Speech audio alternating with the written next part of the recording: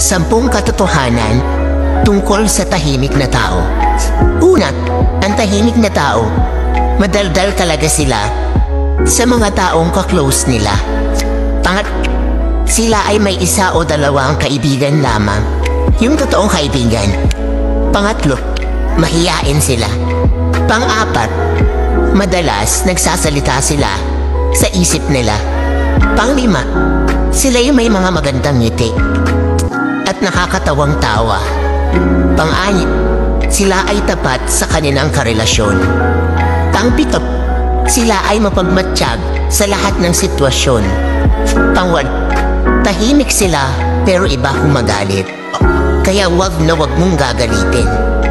Pang-9, sinasarili nila ang nararamdaman nila kahit nasasaktan na sila. Pang-10, pag sila nakilala mo ng lubusan at maging komportable sila sa'yo, doon nila ipapakita ang totoong sila.